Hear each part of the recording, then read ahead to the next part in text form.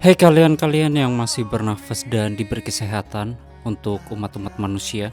Dan salah satu film yang amat sangat lama kalian minta yang berjudul Evolution Lancer. Jadi buat film ini akan mengisahkan sogok bocil laki-laki yang dipaksa hamil. Yah, aneh sekali ya nih film bocah laki-laki disuruh hamil. Heran gitu apa produsernya gabut atau gimana. Ya udahlah, intro. One of these days I won't be around.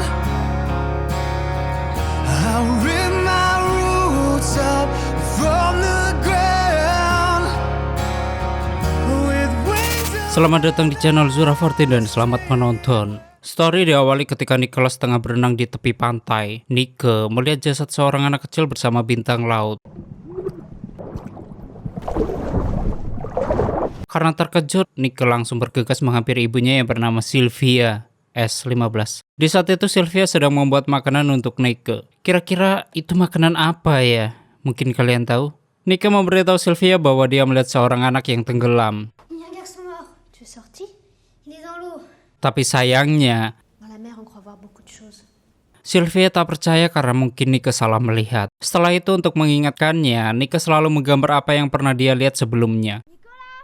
Lalu Nike dipanggil oleh ketiga temannya untuk bersama-sama mengubur bangkai hewan. J'ai vu un mort. Il est dans l'eau. Où ça, dans l'eau? Dans la mer. Menteur. Ketiga temannya itu juga tidak percaya bahwa Nike melihat mayat di pantai. Yang pada akhirnya mereka pun bersama-sama mengubur bangkai tersebut. Di saat Nike kembali melihat gambarnya, tiba-tiba Sylvia datang dan langsung menutup gambar tersebut. Kemudian Nike menggambar bintang laut yang sebelumnya dia lihat. Ibunya datang dengan membawakan obat. Sebelum meminum, Nike bertanya kepada ibunya, Pourquoi je suis malade? "Kenapa aku sakit?" Sylvia menjawab, Parce que tu arrives à un âge où ton corps se transforme et s'affaiblit. "Kamu habis patah hati dan mau gantung diri di pohon sengon karena tititmu kecil." Apaan sih? Sampai titit, heran. Ya intinya menurut emaknya di umur sekarang Nike rentan terkena penyakit. Yang kemudian Nike langsung meminumnya. Dan setelah itu mereka bersama-sama mendatangi pantai. Akan tetapi Sylvia hanya menemukan bintang laut saja. Kemudian Nike kembali berenang untuk memastikan jasad itu dan benar saja Nike tidak melihat lagi jasad itu. Di saat itu emak-emak sedang memandikan para bocil-bocil, sedangkan Nike tak mau dimandikan oleh Sylvia yang kemudian kembali berenang ke tengah laut. Ketika berenang, tiba-tiba Nike kehilangan konsentrasi karena telapak tangannya terluka akibat tergesek karang. Dengan sigap Nike ditolong oleh Sylvia. Lalu Sylvia menyuruh perawat rumah sakit untuk menjahit tangan Nike yang terluka. Nike dibantu oleh seseorang perawat yang bernama Stella. Malamnya Nike selalu memandangi lukanya tersebut. Di saat itu Mama keluar rumah sambil membawa lampu dan menuju ke suatu tempat. Sementara Nike, dia masih tertidur lelap. Semua emak-emak menuju ke tepi pantai. Lalu emaknya Nike membawa jasad seorang bocil. Dan menurut teman-temannya itu adalah jasad Nike. Pagi harinya Nike kembali ke tepi pantai dan bermain dengan Patrick si bintang laut yang tak ada otak. Kemudian datanglah temannya yang bernama Frank. Frank mengajak Nike T'as peur de ce truc? Trouillard. bahwa Nike takut dengan bintang laut. Nike yang kesal langsung mengajak baku hantam dengan Frank. Yang pada akhirnya Frank dibawa oleh ibunya. Balik-balik digebukin pakai sapu. Setelah itu Nike memotong salah satu sirip bintang laut dan seketika hidung Nike mengeluarkan darah. Lalu Sylvia membawa bintang laut dan dimasukkan ke sebuah wadah. Sementara Nike harus menghabiskan makanannya. Setelah itu Nike harus meminum obatnya dan Nike juga harus beristirahat. Keesokannya Sylvia membawa Nike ke rumah sakit. Dan menurut dokter, Tu vas rester avec nous jusqu'à demain. Nike harus menjalani rawat inap. Nike juga dibantu oleh Stella untuk memulihkan kondisinya. Ta mère m'a dit que tu dessines beaucoup. Dokter juga tahu bahwa Nike suka sekali menggambar vocab. Kemudian Stella mengambil sampel darah Nike. Setelah itu, Stella menyuruh Nike untuk membersihkan tubuhnya. Awalnya Nike menolak dimandikan oleh Stella. Setelah Stella memegang tititnya Nike, Nike langsung sange dan filmnya berubah judul jadi Nurse and Boy. Vocab lagi, ada. Ketika Nike melepas pakaiannya, Stella mengambil buku gambar Nike tapi seketika Nike mengambil kembali bukunya. J'aimerais beaucoup voir tes dessins. Stella memohon kepada Nike agar dia bisa melihat gambarnya dan Stella juga akan menjaga rahasianya Nike. Je sais garder les secrets. Yang pada akhirnya Nike memberikan buku itu kepada Stella. Nike menggambar hewan, gedung, dan kendaraan. Setelah itu Nike bersiap-siap untuk dioperasi. Stella menghitung mundur agar Nike tidak merasa takut. 1,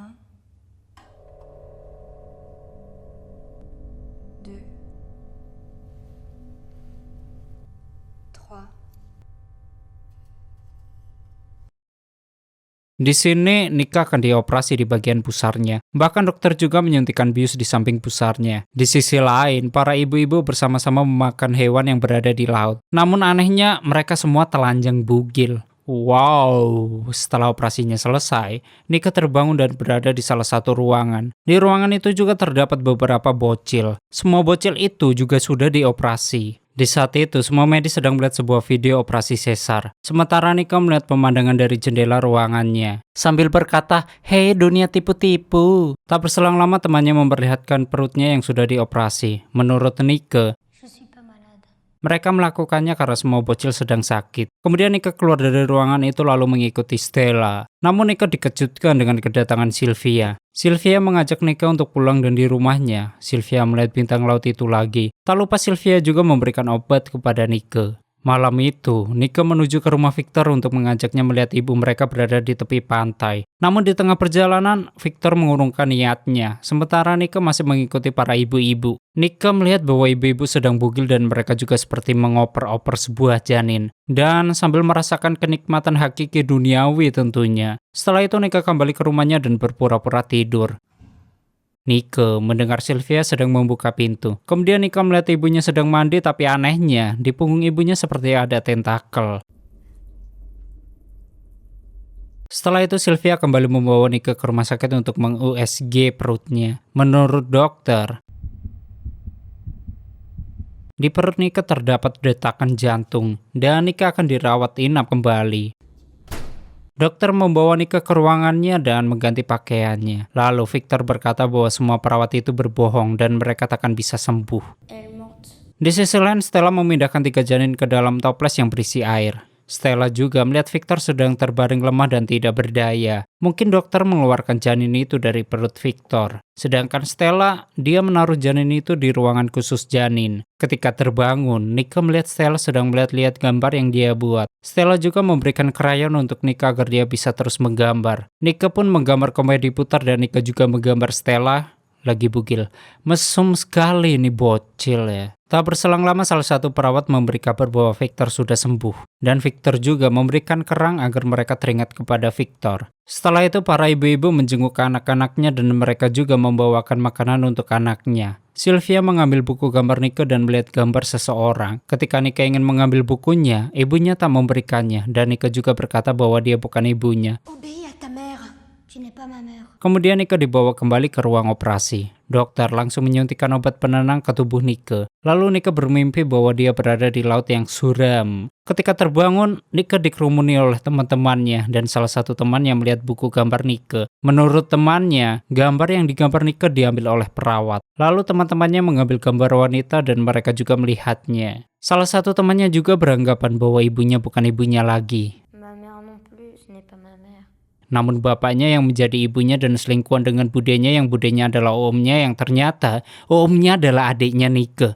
Taulah Indosiar sekali para pemirsa. Seketika hidungnya Nika mengeluarkan darah lagi. Mimisan mulu lu cucu. Tambal pakai daun sirih dong. Tak berselang lama perawat pun datang dan mereka buru-buru kembali ke tempat tidurnya. Nika memandang air yang mengalir di dinding ruangannya. Untuk kedua kalinya dokter dan perawat melihat kembali video yang sedang melakukan operasi sesar. Mereka mengamati dengan baik video tersebut. Setelah itu Stella mendatangi Nika dan memberikan krayon. Stella juga mengajak Nika untuk menggambar kembali. Mereka pun menggambar bersama. Nika menggambar Shuriken dan Stella juga menggambar Naruto. Tapi Naruto-nya nggak jelas. Lalu Stella memberikan gambar wanita yang digambar oleh Nika. Dan seketika Nika mengeluarkan darah dari hidungnya. Lalu Stella membersihkan sisa darah dari hidungnya Nika. Perut Nika kembali di USG dan masih ada detak jantungnya. Stella membawa Nika ke sebuah ruangan. Di ruangan itu Stella memberitahu sebuah rahasia. Stella memberikan foto-foto di mana semua orang memiliki tentakel di punggungnya. Kemudian Stella mengajak Nika ke tepi pantai. Stella juga melihatkan tentakel yang berada di punggungnya. Yang kemudian mereka pun berenang bersama hingga Nika tak sadarkan diri. Stella memberikan bantuan agar Nika selamat dan akhirnya Nika kembali sadar. Nika bermimpi melihat bintang laut berjalan di perutnya. Setelah itu, Nika berjalan keluar ruangan dan masuk ke sebuah ruangan yang di dalamnya terdapat menjemput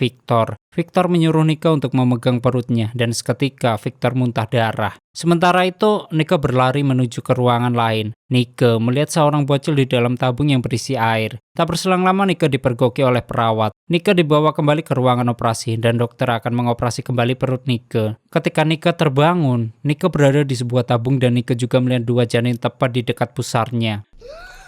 Nika pun berusaha keluar dari tabung itu, namun usahanya sia-sia karena tangan dan kaki Nika sudah diikat. Sekarang Nika dibawa Stella menuju ke tepi pantai. Stella kembali mengajak Nika untuk berenang. Tak cuma itu, Stella juga memberikan nafas dan membawa Nika menjauh dari pulau tersebut. Waktu bangun, Nika dan Stella sudah berada di perahu kecil. Stella juga memberikan air minum dan setelah itu, Stella kembali ke laut untuk menuju ke pulau tersebut. Nika pun terombang-ambing di lautan hingga Nika mendekati pelabuhan dan...